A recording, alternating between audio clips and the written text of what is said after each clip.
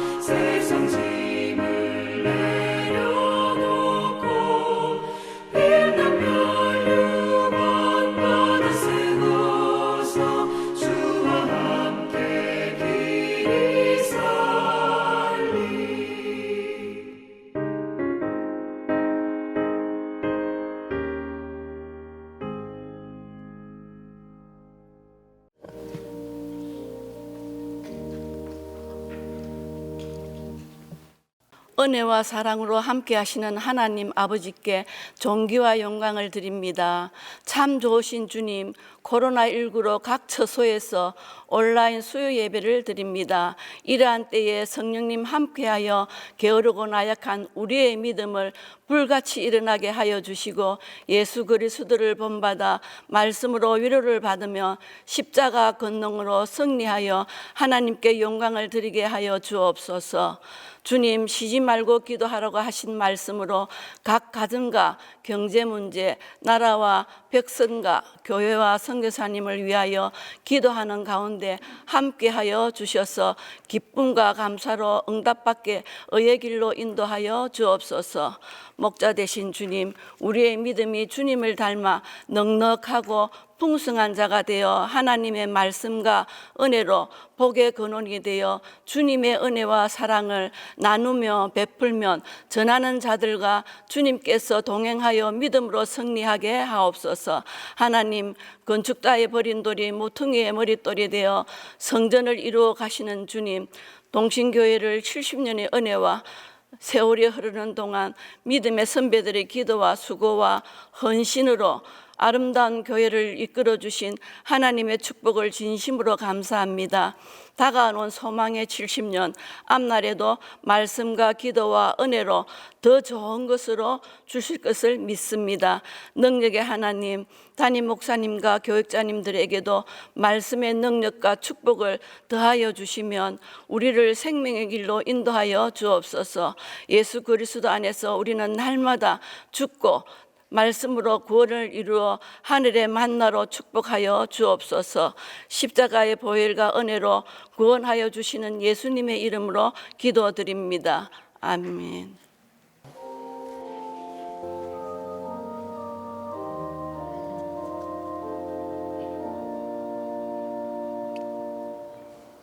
오늘 우리에게 주신 하나님의 말씀은 다니엘 8장 15절에서 27절입니다. 구약성경 다니엘 8장 15절에서 27절입니다. 나 다니엘이 이 환상을 보고 그 뜻을 알고자 할 때에 사람 모양 같은 것이 내 앞에 섰고 내가 들은즉 을레강 두 언덕 사이에서 사람의 목소리가 있어 외쳐 이르되 가브리엘아 이 환상을 이 사람에게 깨닫게 하라 하더니 그가 내가 선 곳으로 나왔는데 그가 나올 때에 내가 두려워서 얼굴을 땅에 대고 엎드리매 그가 내게 이르되 인자야 깨달아 알라 이 환상은 정한 때 끝에 관한 것이니라. 그가 내게 말할 때 내가 얼굴을 땅에 대고 엎드려 깊이 잠들매 그가 나를 어루만져서 일으켜 세우며 이르되 진노하시는 때가 마친 후에 될 일을 내가 네게 알게 하리니 이 환상은 정한 때 끝에 관한 것이니라. 내가 본 바 두 뿔 가진 숫 양은 곧 메대와 바사 왕들이요 털이 많은 숫 염소는 곧 헬라 왕이요 그의 두 눈 사이에는 큰 뿔은 곧 그 첫째 왕이요 이 뿔이 꺾이고 그 대신에 네 뿔이 났은즉 그 나라 가운데서 네 나라가 일어나되 그의 권세만 못하리라. 이 네 나라 마지막 때에 반역자들이 가득할 즈음에 한 왕이 일어나리니 그 얼굴은 뻔뻔하며 속임수에 능하며 그 권세가 강할 것이나 자기의 힘으로 말미암은 것이 아니며 그가 장차 놀랍게 파괴 행위를 하고 자의로 행하여 형통하며 강한 자들과 거룩한 백성을 멸하리라. 그가 꾀를 베풀어 제 손으로 속임수를 행하고 마음에 스스로 큰 채하며 또 평화로운 때에 많은 무리를 멸하며 또 스스로 서서 만왕의 왕을 대적할 것이나 그가 사람의 손으로 말미암지 아니하고 깨지리라. 이미 말한 바 주야에 대한 환상은 확실하니 너는 그 환상을 간직하라. 이는 여러 날 후의 일임이라 하더라. 이에 나 다니엘이 지쳐서 여러 날 앓다가 일어나서 왕의 일을 보았느니라. 내가 그 환상으로 말미암아 놀랐고 그 뜻을 깨닫는 사람도 없었느니라.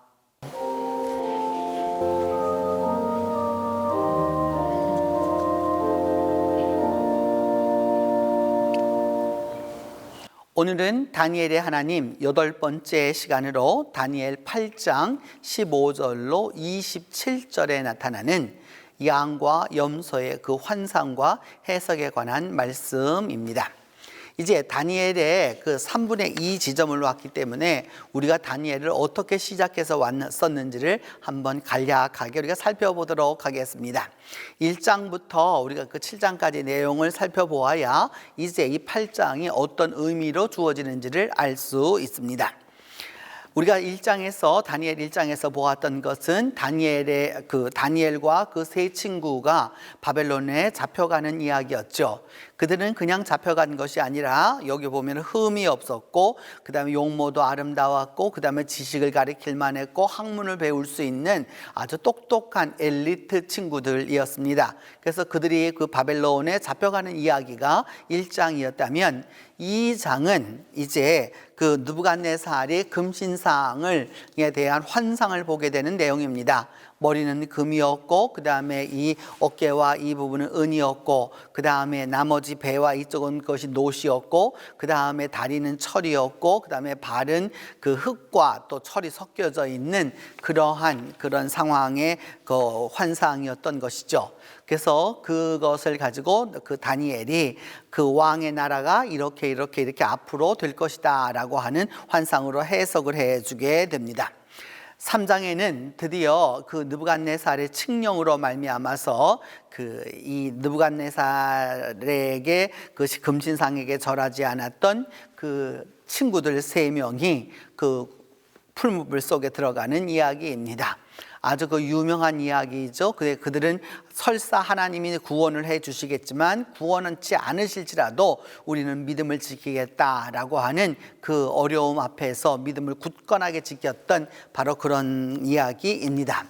4장은 느부갓네살이 그 꿈과 그 찬양에 관한 것인데 느부갓네살이 세웠던 그 바벨론이라는 나라가 장차 어떻게 멸망할 것이다 라고 하는 것에 대하여서 다니엘이 그 이야기해 주는 바로 그런 장면이죠. 그래서 이 느부갓네살이 풀을 먹고 여러 가지로 이렇게 아주 그 비참한 모습이었다가 드디어 그것이 무슨 뜻인지를 깨닫게 되었고 하나님을 찬양하는 내용으로 나와 있습니다.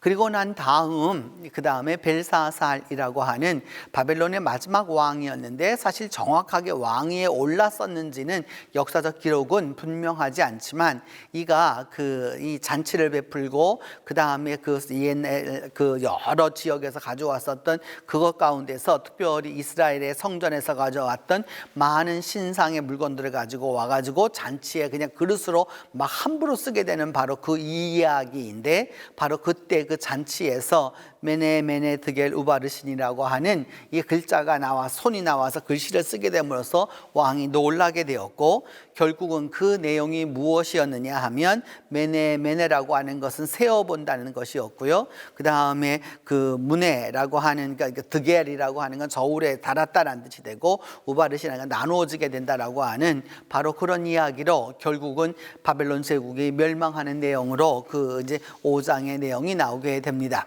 그리고 난 다음에 이제 고레스와 다리오를 이야기하게 되는데 거의 그 다리오는 그 성경에서 여기서 말하는 메데라고 하는 나라와 그 다음에 이제 페르시아에 대한 내용이 다니엘서에서는 혼재하기 때문에 이제 드디어 그 고레스가 바벨론을 점령하게 되는 이야기다라고 하는 것을 알 수 있습니다. 그러면서 다시 이야기는 돌아가서 느부갓네살의 어떤 이 느부갓네살이 만든 것은 아시고 느부갓네살의 신하들이 그 다니엘을 죽이고자 그 모략을 꾸미게 되죠. 그것은 무엇이냐 하면은 왕 이외에 다른 신이나 다른 이에게 30일 동안 기도하면은 사자굴에 집어넣으십시오 라고 하는 이제 그런 이야기를 하게 됐죠. 그랬을 때에 그 바벨론에 잡혀와 있었던 그 다니엘은 그것을 알고 있었지만은 늘 하던 대로 예루살렘을 향하여서 기도하게 되었고 결국 사자굴 속에 들어가게 됩니다. 그러나 그 사자굴 속에서 그 하룻밤을 지내고 나서 느부갓네살이 찾아왔었을 때 결국 무엇을 얘기하느냐 하면 하나님이 지켜주셨다라고 얘기하게 되는 것을 보게 되면서 그 느부갓네살이 너 세상의 그 최고이신 하나님이 너를 구원해 주었느냐라고 하는 그 이야기를 통해서 이제 드디어 다니엘이 사자굴 속에서 해방되는 그런 이야기였습니다. 7장은 다시 벨사살 이야기로 돌아가서 벨사살 그 원년에, 그러니까 벨사살 왕이 올랐었을 때에 그 네 짐승에 관한 그 환상을 보게 됩니다. 그래서 그 네 짐승에 관한 그 환상을 보게 되면서 거기에서 그 결국 온 세상 천하 만민들이 시중을 들게 되는 바로 그 이야기를 얻게 되죠. 그래서 여러분이 지금 보시는 것은 예루살렘에 있는 그 All Nations Church라고 하는 만국교회라고 하는 온 세상 만민이 하나님을 경배한다라고 하는 바로 이제 그런 내용이 있어서 이제 거기까지가 7장의 내용이었습니다. 8장은 이것으로 시작합니다. 벨사살 3년에 그 다니엘이 어디에 있게 되느냐 하면 그 엘람 그 수산성에 있게 되었다라고 얘기하게 되는데, 엘람과 수산이라고 하는 것은 바벨론이 아닙니다. 바벨론이 아니고 여기는 페르시아의 그 수도였다는 것을 알 수 있죠. 근데 이곳에서 그 성에서 드디어 이제 환상을 보게 되었는데, 다니엘은 말하기를 바로 을레 강변에서 그 환상을 보았다라고 이렇게 이야기합니다. 그러니까 그 수산성이 존재하고 있는 바로 그 지역에서, 여러분 그 지역에서 어느 나라나 수도가 있으면 반드시 강변이 있게 되잖아요. 근데 이 을레 강변에 서서 환상을 보게 되었다라고 이야기합니다. 근데 그때에 그 환상을 보기 위해서 강변에서 그것을 보았는데, 첫 번째 무슨 환상을 보았느냐라고 이제 이렇게 이야기하게 될 때, 그러니까 강변에서 환상을 이렇게 쭉 보게 될 때 어떤 환상을 보게 되냐면, 첫 번째는 두 뿔을 가진 숫양을 보게 됩니다. 그러니까 뿔이라고 하는 것은 권위의 상징이고요, 성경에서는 힘의 상징이고 파워의 상징이고 권력의 상징인데, 숫양이 있었다라고 이렇게 말하고 있죠. 그리고 난 다음에는 두 눈 사이에 가진 숫염소가 또 역시나 두 뿔을 가졌었는데, 여기는 두 염소가 나타나게 됩니다. 두 뿔을 가진 숫양과 두 뿔을 가지고 있는 숫염소가 이제 있게 되는 것이죠. 근데 이 둘이 어떤 관계였느냐라고 하면 성경은 그 이야기하기를 숫양을 이 숫염소가 들이받는 겁니다. 싸움이 있었다라고 하는 것을 알게 되죠. 그래서 그 양과 염소의 싸움에 있어서 여러분 염소가 훨씬 더 힘이 셉니다. 그래서 그 숫양이 결국은 그 짓밟힘을 당하게 되었다라고 하는 이제 그 이야기입니다. 그 숫양을 쳐서 그래서 그 힘이 없어서 넘어지게 되었다라고 하는 것을 이야기하면서, 이제 여러분 이 그림을 한번 보시게 되면, 이 그림에서 보면 이제 전쟁을 하러 나오는 왕의 모습과 여러 이런 모습들이 나타나게 되는 것을 알 수 있습니다. 이 이야기의 내용은 구체적으로 헬라와 페르시아의 이야기를 이제 하려고 하는 것인데, 이제 뭐냐 하면 페르시아라고 하는 나라가 결국은 누구에 의해서 정벌을 당하느냐 하면은 헬라의 알렉산더에 의해서 전쟁을 통해서 이제 패배하게 되는데, 그 이전까지는 여러분 그 페르시아라고 하는 나라가 힘이 강한 나라였죠. 근데 헬라가 이것을 돌아와 가지고서 이제 그 치게 되는 이제 바로 이제 그런 내용을 이제 설명하고자 이제 이렇게 한 것입니다. 그래서 그 숫염소가 두 뿔 가진 숫양을 이겼다라고 하는 바로 이 그림을 보시면, 위에 있는 것이 바로 여러분 알렉산더입니다. 그리고 옆에 밑에 있는 그림이 바로 다리오에 관한 그림인데, 이제 이것이죠. 이게 당시로서는 군사력으로나 그 다음에 해상 그 해군력이나 이 모든 것에서 헬라가 이 마케도니아에서 오는 알렉산더의 힘을 당연히 막아낼 거라고 생각했습니다. 그런데 전쟁의 결과는 어떠했느냐 하면 알렉산더의 대승으로 끝나게 되는 것이죠. 그래서 오늘 성경은 그것을 표현하기를 뭐라고 말씀하고 있느냐 하면, 숫양을 깔아 뭉개어서 결국을 그 숫양이 그 손에서 벗어날 수가 없었다라고 이제 이야기하게 됩니다. 그러면서 그 숫염소가 하늘을 향하여 뿔이 4개가 나왔다, 이렇게 나왔다라고 이야기하는데, 여러분이 아시는 대로 알렉산더는 인도까지 원정을 갔지만 그의 그 연수가 길지 못했습니다. 그는 33살에 죽게 되는데 결국 이 아주 짧은 나이에 죽게 되죠. 이렇게 짧은 인생을 오래 살지 못했고, 결국은 그의 나라들은 어떻게 되었느냐, 결국은 4나라로 구분이 되게 됩니다. 알렉산더의 그 헬라 제국은 4나라로 나누어져서 이제 드디어 다스려지게 되는데, 오늘 성경은 또 그 중에서 이게 4뿔이 난 것 중에서 한 뿔이 아주 강한 뿔이, 그 뿔에서 작은 뿔 하나가 나가지고 남동쪽에서 그것을 갖다가 이렇게 다스리게 되었다라고 이제 이렇게 이야기하게 됩니다. 남동쪽이라고 하는 것은 여러분 그 대체적으로 어느 장군이 다스렸느냐 하면 셀루시드 장군이 다스리게 되어서 셀루시드 왕조가 이제 오게 되는 거고, 그 다음에 이쪽 남쪽의 그 이집트 지역은 프톨레미가 다스리게 됩니다. 이렇게 됨으로써 당시 유다는 고레스에 의해서 돌아오게 되었지만 다시 이제 지금 그 나라가 헬라에 의해서 다시 한번 이제 정벌당하게 되는 거고, 이제 드디어 힘을 쓰지 못하게 되는 건데, 바로 이 셀루시드 왕조에 의해서 다스림을 얻게 됩니다. 그렇게 되었어서 결국은 뭐냐면 이제 헬라의 승리를 가지고 상징적으로 이 염소라고 이야기하게 되는 것이죠. 그리고 난 다음에 이 셀루시드 왕조는 이제 알렉산더가 죽고 나서 장군들에 의해서 이게 나누어져서 4나라로 나누어져서 특별히 셀루시드라고 하는 장군에 의해서 이루어지게 되는 그 이후의 왕조들은 그 유다를 어떻게 했느냐 하면은 완전히 성서를 헬라화 시킵니다. 그러니까 그들은 정복자였기 때문에 당시에 유대인들이 믿고 있었던 하나님의 성전, 그 다시 돌아와서 바벨론에서 돌아왔던 그 성소를 다 회파하고 그 성소 안에다가 여러 가지 신들을 드디어 넣게 됩니다. 여러분이 다 아시는 대로 그리스에는 많은 신들이 있게 되잖아요. 그런 신들을 갖다 다 넣게 되고 제우스까지 갖다가 놓고 이제 신을 섬기게 됩니다. 결국 그들이 이렇게 그것을 다 짓밟게 되고, 그리고 하나님께 드리는 예배 또한 어떻게 되었느냐, 회파되게 됩니다. 안식일을 지키지 못하게 하는 것이죠. 안식일을 지키지 못하게 하는 거고, 그 다음에 또 어디까지 했느냐 하면 유대인의 상징이라고 하는 할례를 베풀지 못하게 해서, 만약에 아이를 벗겨보아서 할례를 받았으면 그 할례 받은 아이를 그 산 어미에게 죽여서 걸어 놓도록 했습니다. 너무나도 잔인하고 폭압과 억압의 시대였던 것을 알 수 있죠.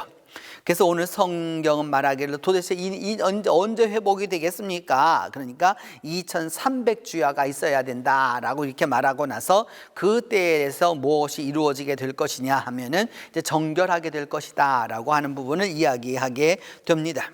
하나님께 드리는 그 예배가 이제 회파되게 되었다라고 하는 것이죠.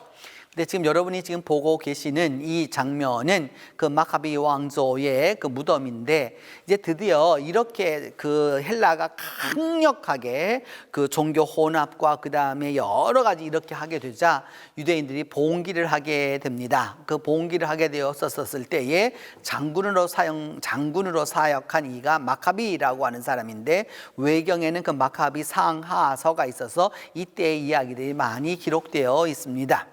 그래서 이 마카비 왕조가 마카비로 중심되는 이 유대인들이 예루살렘을 갖다가 정벌을 해서 드디어 성전을 정화합니다. 여러 가지 헬라에 있었던 여러 가지 그런 신들을 다 몰아내고 성경을 정화하게 되었다라고 해서 우리는 그것을 일컬어서 수전절이라 이렇게 보통 이제 이야기하게 됩니다.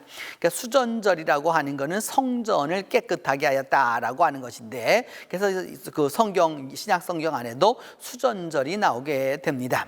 물론 이 수전절이라고 하는 것은 구약 성경은 말하지 않습니다. 다만 신약 성경에서 이제 이건 역사 속에서 벌어진 것이었기 때문에 그 수전절을 이야기하게 되고, 그 마카비 왕조의 그 왕릉 가운데 하나를 여러분이 지금 보고 계시다 할 수 있습니다.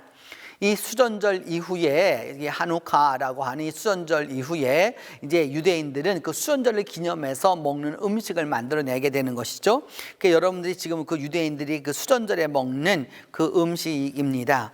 그 음식인데 그 우리로 말하면 도너츠처럼 비슷하게 생겼죠, 여러분. 이렇게 생겨 있는데 수전절에만 먹는 겁니다. 그러니까 우리 절기적으로 본다면 기독교로 보면은 크리스마스 때쯤 해당하게 되는데 이제 이때쯤에 이제 이 수전절이 있었다라고 하는 걸 알 수 있습니다. 그러나 수전절이 지나고 나서도 결국은 유대인들은 그 성전을 완전히 정화하지는 못하게 됩니다. 이제 이런 역사적인 배경을 가지고서 그 15절로 17절을 보면 그 환상을 이야기하면서 다니엘이 말하기를 내가 이 환상을 보고서 뜻을 알고 싶었는데 그때 어떤 사람 같은 분이 나타나 가지고 말하기를 그 사람의 목소리 같이 이게 외쳐 있는데 뭐냐 하면은 가브리엘아 이 사람이라는 건 그 환상을 보고 있는 다니엘이겠죠. 다니엘에게 뜻을 깨닫게 해주어라 라고 말해서 그 가브리엘이 나타나게 되었었을 때 어떻게 되었느냐 하면은 다니엘은 너무 두려워서 드디어 땅에다 얼굴을 엎드렸다라고 얘기하고 있고 그것에 대하여서 이제 가브리엘은 이것은 마지막 날에 관한 것이다라고 이제 이야기하게 됩니다. 그러니까 종말이 어떤 것이었느냐라고 하는 것을 알 수 있겠죠. 그러니까 여러분들이 지금 보시는 것이 바로 을레강변입니다. 을레강변에 그 여러 가지 이게 석축을 쌓아놓은 것을 보게 되는데 여러분 지금도 그렇지만 강이라고 하는 것은 범람하기 때문에 그 범람했었을 때를 대비해서 그 방죽을 쌓게 되는 것이죠. 이분들도 역시나 마찬가지였다라고 하는 것을 알 수 있습니다.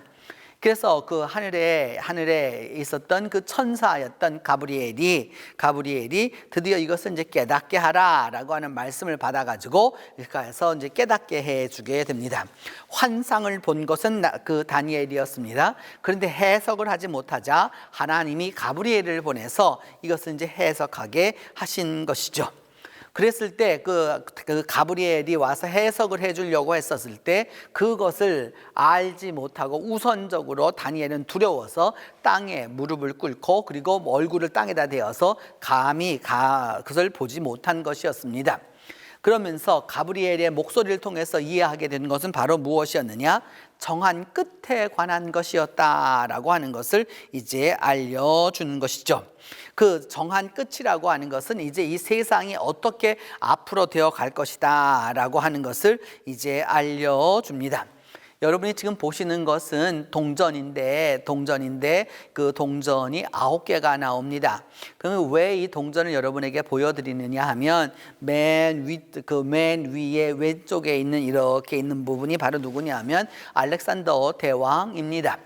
알렉산더 대왕에서부터 시작되어 가지고서 쭉 계세기 오른편 맨 끝에가 그 안티오코스 에피파네스라고 하는 셀루시드 왕조 중에서 가장 그 종교를 박해했던 그 왕입니다. 그래서 그까지 오는 그 기간에 대한 이 말씀들이기 때문에 이 말씀을 알기 위해서는 역사적으로 이와 같은 배경을 통해서 우리가 이해해야 하기 때문에 이 동전을 이렇게 보여드리게 되는 겁니다.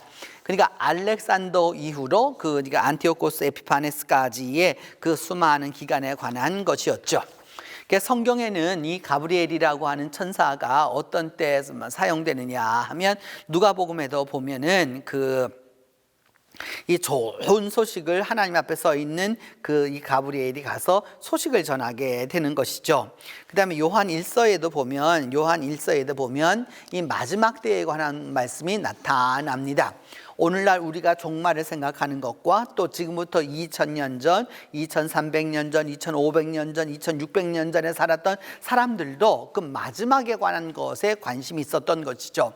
그래서 그 마지막이라고 하는 종말이라고 하는 부분을 이제 이해해야 하기 때문에 그 부분을 우리가 이 말씀을 통해서 이해하게 되는 겁니다. 마지막 때에는 어떤 유다서 1장에 같은 경우에 보면 마지막 때에는 자기 마음대로 이렇게 살아가는 사람들이 있게 될 거라고 얘기하는데 안티오코스 에피파네스 시절에 그 박해가 아주 심했었을 때도 동일했던 것을 볼 수 있습니다. 이제 역사를 여러분 제가 아까 조금 더 알렉산더 대왕서부터 얘기했는데 메데와 바사와 헬라로 이어져 내려가게 되는 이제 그 역사적인 부분을 이제 한번 보게 됩니다. 메대라고 하는 나라와 바사라고 하는 나라는 동일 시대에 존재했고 메대는 페르시아 북쪽에 있었던 나라였다가 결국 페르시아에 의해서 멸망하고 말고 결국 그 페르시아는 다시 헬라에 의해서 멸망하게 되는 것이죠. 그래서 그렇게 내가 그 다니엘이 엎드려 있었을 때에 그 가브리엘이 잡아서 일으켜서 말하시기를 이 환상은 앞으로 정해진 그때의 종말에 관한 것이어서 그래서 나는 무엇을 보았느냐라고 말하기를 숫양을 보았는데 그 숫양이라고 하는 것은 메대와 바사의 왕들이고 또 그 털이 많은 숫염소는 헬라의 왕이다라고 이렇게 해석을 해주게 되는 것이죠.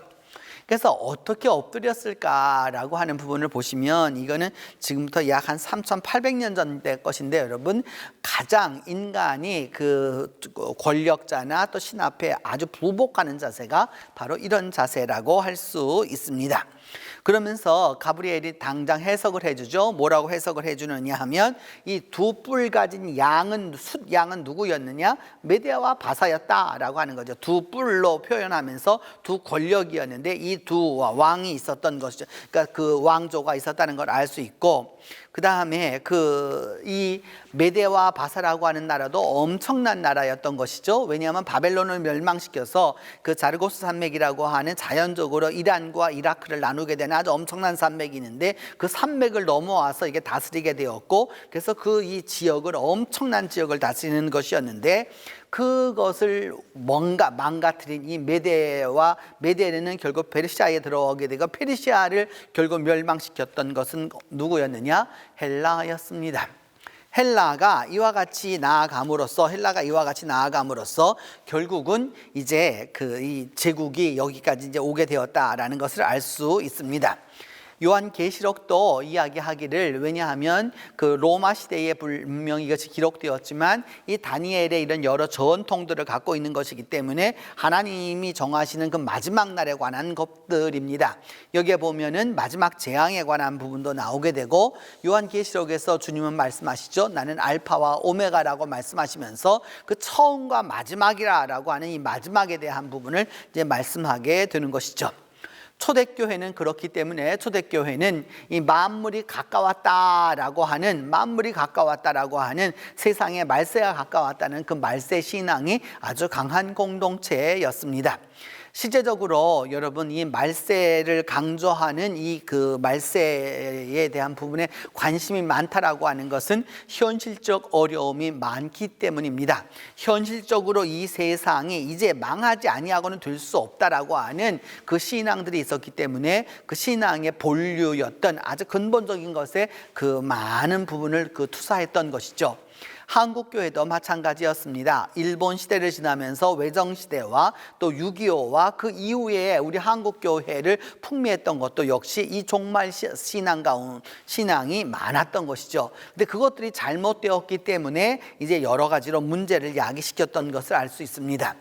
마지막은 분명히 있습니다. 또 그리고 자기가 살아가는 시대의 마지막이 있는 거고 그리고 하나님이 온 세상을 망가뜨리실 또 그리고 많은 것을 정벌하실 심판하실 마지막 심판도 있다라고 하는 사실을 우리가 기억해 두어야 합니다. 이제 그 22절로 24절에는 이제 드디어 이제 그 두 왕 사이에 그 두 눈 사이에 나다 큰 왕에서 그는 첫째 왕이었는데 그 첫째 왕이 뿔이 꺾였다라고 하는 것은 이제 알렉산더가 죽었다라고 하는 것을 알 수 있고 그 대신에 네 뿔이 났다. 제가 말씀드렸습니다. 이 알렉산더의 가장 큰 측근이었던 네 장군에 의해서 이 넓은 지역이 인도서부터 여러분 이 쭉 헬라와 그 다음에 어디까지 이르느냐 이집트에 이르는 이 지역을 다 나누려서 그 다스리게 되었던 것이죠. 그래서 그 네 나라가 이렇게 나누어졌는데 그 네 나라는 원래 그 첫 나라만 못했다라고 말하면서 결국 그때에 그런 여러 가지 이제 마지막 때가 되었을 때 한 왕이 일어났는데 그는 뻔뻔하고 속임수에 능하고 권세가 강하지만은 자기의 힘으로 얻은 것은 아니었다라고 말하는 것이죠. 안티오코스 에피파네스를 의미하는 것이죠. 뭐냐면 자기의 힘으로 얻은 것이 아니라 자기의 힘이 아닌 것을 가지고서 얻었던 바로 이제 그에 관한 모습입니다. 그는 그러면서 성경은 말하기를 뭐라고 말했느냐 하면은 여러 가지 너무 나쁜 일도 하고 그러면서 강한 자들과 거룩한 백성을 멸하였다라고 이제 이야기하게 됩니다. 근데 여러분이 그 헬라 왕 그 첫 번째 털이 많았던 수소는 헬라였다라고 하는 걸 보여주고 있는데 여기 바로 아테네의 여러분 아테네입니다. 그래서 그것을 보여주는 것이죠. 그래서 이런 것이 있었던 거고 그 헬라 왕 그 사이에서 그 첫 번째 왕에 대한 그 알렉산더 대왕의 그 동전을 의미하게 되는 거고 그러면 여러분이 이제 보시게 되는 이 두 상이 바로 그 알렉산더의 모습입니다. 알렉산더는 그 평생이 아주 짧은 33년이라는 기간을 살았지만은 아주 그 여러 지역을 갖다가 통일화했고 헬라화하기를 원했고 그래서 그 헬라라고 하는 말이 결국 알렉산더와 연관되게 되는 것이죠. 알렉산더는 그리스 출신이 아니라 지금도 있는 마케도니아라고 하는 지역에서 출발했습니다. 그래서 마케도니아를 나와서 그 다음에 지금 우리가 그리스라고 하는 이 헬라를 점령하고 나서부터 여러 지역을 다스리게 되었던 것이죠. 그래서 그의 그 나라들이 이렇게 나누어지게 되는 것을 여러분이 이제 그 지도로 보시게 되는 겁니다. 이와 같은 상황이 되었었을 때에 이제 그 첫 번째 그 헬라 제국만 하는 것은 아니었지만 그럼에도 불구하고 나라는 그렇게 다스려져 가고 있었다라고 하는 겁니다. 그래서 그 네 나라가 나누어지게 되었을 때에 그 네 장군의 이름들이 나타나게 되고 그 장군들이 무엇을 만드는 다 화폐를 만들었죠. 옛날에 황제나 또 이런 제국을 유지하는 이들은 자기의 권세를 위해서 뭐냐 하면은 그 이 화폐를 주조했던 것을 알 수 있습니다. 그 중에서 이제 이런 나라들이 나누어지게 되었는데 오늘 성경은 이야기하기를 한 왕이 나타났는데 이 안티오코스 에피파네스라고 하는 거죠. 안티오코스 에피파네스라고 하는 말에서 에피파네스라고 하는 말은 에피라고 하는 말은 여러분 겉이라는 말이고요. 판이라고 하는 말은 나타난다는 뜻입니다. 이게 무슨 뜻이냐? 겉으로 나타났다 이런 뜻인데 무슨 뜻이냐 하면은 자기가 신이라는 말입니다. 이게 신인데 인간의 모습으로 나타났다라고 하는 안티오코스 에피파네스의 모습이죠. 그는 아주 그 폭정에 폭정을 일으켰고 종교적으로 자기가 신이라고 생각했기 때문에 유대교에 대하여서 하나님을 믿는 신앙에 대하여서 철저하게 아주 박해를 거듭했던 것을 알 수 있습니다. 그래서 그가 아주 강한 존재였지만 사실은 자기가 얻은 것이 아니라 그의 조상들로부터 이렇게 받았기 때문에 그 힘이 그렇게 자기 것은 아니었다는 걸 알 수 있습니다. 그러면서 자기 스스로 이렇게 화폐도 만들어서 무역도 하고 여러 가지 것들을 이렇게 막 하면서 어찌하였느냐? 성전에 있는 제사장들도 많이 타락하게 만들었고 그 안에는 제우스 신전도 만들었고 태양 신전도 만들었고 이때에 완전 종교 혼합이 이루어지게 되는 것을 알 수 있습니다. 우리는 이 말씀을 통해서 히브리서 6장 8절을 보면은 이렇게 여러 가지 문제거리가 되게 되면은 이제 마지막이 다가왔다라고 하는 것을 기억하라는 것이죠. 신앙의 박해와 또 더불어서 이 하나님이 역사하신 시간이 다 되었다라고 하는 것을 이야기하게 됩니다. 그러면서 사탄의 일꾼, 고린도 후서는 말하기를 사탄의 일꾼들도 어떻게 하느냐? 이 일반 그 의의 일꾼으로 가장해서 그것이 이제 이루어지게 된다는 것이죠. 여러분 오늘날도 신천지도 교회라고 이름을 쓰고 있고 그 이외에 수많은 것들이 다 교회라고 이름을 쓰고 있지 않습니까? 그렇기 때문에 오늘날 우리가 이 코로나 바이러스 시대를 살아가면서도 교회가 핍박을 받는 이유는 사실 엄격히 말하면 정통교회의 문제가 아니라 사이비 교회들의 문제 때문에 교회라고 하는 이름을 쓰고 있기 때문에 문제가 되게 되는 것이죠.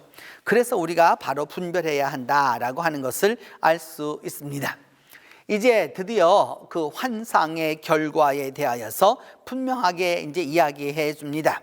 자기 스스로 속임수도 하고 지가 큰 그 허세를 부리게도 되고 그 다음에 여러 사람들이 이렇게 할 것이지만 결국은 사람의 힘으로 깨어지는 것이 아니라 분명코 하나님의 능력이 있어서 이것이 깨어지게 될 거다라고 말하면서 이것은 앞으로 이루어질 일이기 때문에 이것을 조용히 간직하고 있어라 라고 이야기합니다. 다니엘은 이 사건과 이 환상을 보게 되면서 너무도 기진맥진해져서 완전히 온 그 힘이 빠지게 되어서 며칠을 앓다가 다시 이제 그것을 이제 이해하게 되는 것이죠. 그러면서 그 뜻을 아는 자가 아무도 없었다라고 하는 것입니다. 그래서 여러분 그 교만의 대표자 이 안티오코스 에피파네스의 모습을 여러분 보고 계시는 것이죠. 자기를 나타내려고 하는 것의 특징이죠. 그리고 그 여러 사람들을 갖다가 박해하는 모습들을 보게 됩니다. 한국교회는 바로 이런 부분에서 이미 경험을 여러분 많이 하고 있었던 것이죠. 일정 치하에서 여러분 일본 사람들이 얼마나 많은 사람들을 죽이려고 했고 기독교인들을 죽이려고 했는지 알 수 없습니다. 실제적으로 8월 18일은 제가 알기로는 8월 18일 1945년 8월 18일에 여러분 당시에 잡아두었던 모든 기독교 지도자들을 일본은 사형하기로 합니다. 그래서 8월 15일에 해방이 되고 나서야 8월 17일 그 밤에 그 기독교 지도자들이 다 해방되게 되는 것이죠. 하나님의 역사는 여러분 그와 같은 것을 우리가 기억해 두어야 하는 것이죠. 스스로 자기가 뭐라고 생각하느냐 하면 만왕의 왕을 대적할 것이다 라고 하는 건데, 지금 여러분이 보시는 이런 조각은 바로 만왕의 왕이신 그 하나님 여호와에 대한 그 고대 글자입니다. 4개의 글자인데 요드헤바회라고 하는 이 여호와라고 하는 그 만왕의 왕을 대적할 것이지만 결국 사람의 힘으로 말지 않고 깨어지리라, 결국 그 왕국이 멸망할 것에 대하여서 이제 말씀하고 있는 것이죠. 인간의 무력으로 망하는 것이 아니라 하나님의 능력으로 망하게 될 것을 이제 말하게 되는 것입니다. 결국 그래서 나중에 교회사가 그 교회를 성경을 많이 쓰는 분들은 이제 그림으로 이것을 남겨두었죠. 그래서 이런 미래에 대한 부분을 알았지만은 그것을 말할 수도 없고 알 수도 없는 사람들에게 이야기할 수도 없는 다니엘은 아팠고 알았다라고 하는 것을 알 수 있습니다. 그래서 그가 결국은 이게 알아누웠던 모습을 볼 수 있고, 그래서 여러분 요 다음 모습을 보면 헬라 시대의 사람들의 그 아팠던 모습 가운데 하나입니다. 그 환상으로 인하여서 결국은 어찌 되었느냐, 놀랄 수밖에 없었던 그 모습을 이제 볼 수 있는 것이죠. 이와 같은 이제 박해와 마지막에 관한 시대가 오게 되었었을 때에 성경은 말합니다. 끝까지 견디는 자가 구원을 얻으리라 라고 말하고 있습니다. 사실 요즘 우리는 엄격히 말하면 이때처럼 사람을 죽이거나 뭐 이렇게 하는 것은 아니지만 신앙에 있어서 여러분 마지막 때를 걸어가고 있다라고 보입니다. 이것으로 인하여 종말이 올지 안 올지 우리는 그것은 알 수 없지만 우리 시대에는 여하튼 이 부분에 대하여서 종말이라고 하는 사실을 기억해 두어야 하는 것이죠. 끝까지 견디는 자가 구원을 얻으리라 라고 말하는 거죠. 여러분, 그 끝까지 견딘다라고 하는 이 부분이 우리에게는 그런 부분에서 중요한 것입니다. 결국은 뭐냐면 신앙이라고 하는 것은 교회에 나오느냐 안 나오느냐 이것도 중요하지만 예수 그리스도를 끝까지 붙잡느냐라고 하는 부분이 아주 더 중요한 것이죠. 결국은 여러분, 이 자기에게 오는 그 마지막 날을 기억하지 못해서 깨닫지 못해서 결국은 하나님을 버리게 되는 그런 시대가 이제 오게 되는 것이죠. 우리 시대에만 이런 일이 있지 않았습니다, 여러분. 그리고 너무 우리는 이것을 가볍게 생각하죠. 여러분, 그냥 이것이 몇 달 하다 말겠지 뭐 이런 식으로만 생각하죠. 그러나 성경은 이야기합니다. 이런 일들이 1년, 2년이 아니라 몇십 년, 어떤 때는 몇백 년씩 계속되는 그런 어려움이 있었다는 것을 이야기하게 됩니다. 그런 부분에서 여러분, 오늘 이것이 끝날 것이다, 곧 끝날 것이다 라고 하는 막연한 기대를 갖는 것은 믿음이라고 할 수 없고요, 그렇다고 끊임없이 계속될 거라고 보는 것도 믿음이라고 볼 수 없습니다. 그것이 길든지 짧든지 길든지 상관없이 하나님 안에서 믿음을 지키는 것이 중요한 것이죠. 그래서 요한계시록은 말하기를 결국은 이기는 자와 끝까지 내 일을 지키는 자, 그에게 만국을 다스리는 권세를 주시겠다라고 말씀하게 되는 것입니다. 신앙이란 바로 이런 것이죠, 여러분. 그 어느 시대에도 여러분 환난이 없었고 핍박이 없었던 적은 없었습니다. 환난이 없고 핍박이 없었던 적은 없었어요. 그리고 그 어려움 속에서 신앙을 가지고 지켜왔던 것이죠. 그런 부분에서 여러분 어려운 때입니다. 여러 가지로 어려운 때입니다. 전 세계가 하나님의 손 안에서 아무것도 할 수 없다는 것을 깨우치게 되는 때이잖아요. 그 어느 나라도 감히 천하의 그 만국의 왕이신 만왕의 왕이신 주님께 대항하는 자가 없게 되었다라고 하는 것을 우리 스스로가 깨닫게 된 시대 아니겠습니까? 여러분 그 가운데서 믿음을 굳건히 하고 여러모로 힘들어서 다니엘처럼 알아 누울 지경이 되었을지라도 믿음 안에서 올바로 가야 하는 것이죠. 그래서 미국 워싱턴 주에 있는 그 페더럴 웨이 장로교회의 그 교인들이 여러분 이 때를 지나가면서 그 환난과 핍박 중에도를 여러분 이렇게 각자가 다 불러서 하나의 그 화면으로 만들어 놓은 찬송이 있어서 이 찬송을 여러분하고 함께 같이 하고자 합니다. 환난과 핍박 중에도 환난과 핍박 중에 있는 우리 모두가 다 함께 이 찬송 함께 하도록 하겠습니다.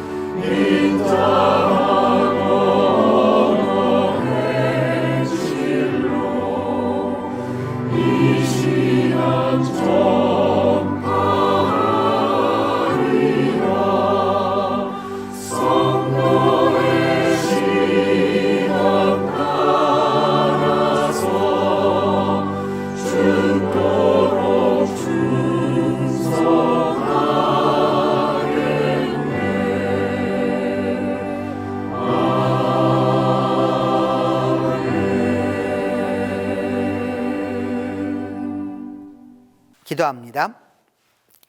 하나님, 우리에게 주어져 있는 끝이 있음을 우리 모두가 깨닫게 하여 주시옵소서.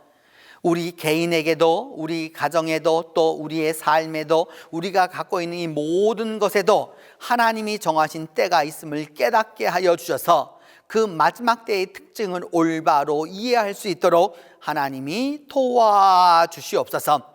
그리고 다가오는 여러 시대의 그 징조를 깨닫게 하여 주셔서 우리가 그 시대 속에서, 그 징조 속에서, 환난 속에서 믿음을 견인할 수 있도록 하나님이 도와주시옵소서.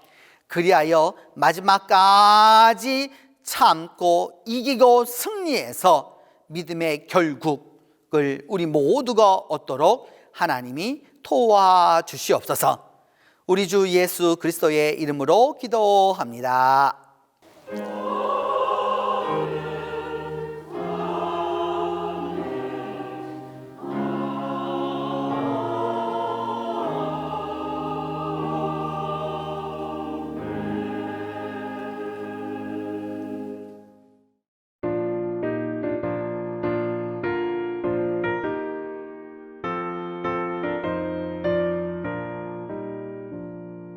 갈 길을 밝히 보이시니 주 앞에 빨리 나갑시다. 우리를 찾는 구주 예수 곧 돌아오시네. 죄악 벗은 우리 영혼은 기뻐 뛰며 주를 보겠네.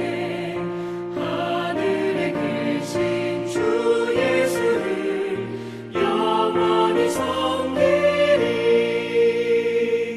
우리를 오라 하시는 말 기쁘게 듣고 순종하세. 구주를 믿기 지체 말고 속속히 나가세. 죄악 벗은 우리 영혼은 기뻐 뛰며 주를 보겠네.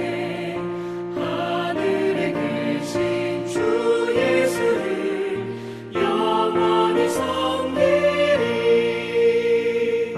주 오늘 여기 계시오니 다 와서 주의 말씀 듣세. 듣기도 하며 생각하니 참 진리시로다. 죄악 벗은 우리 영혼은 기뻐 뛰며 주를 보겠네. 하늘에 계신 주 예수를 영원히 섬기리. 이제는 예수 그리스도의 은혜와 하나님의 사랑과 성령의 교통이 지금부터 함께 계시기를 축원하옵나이다.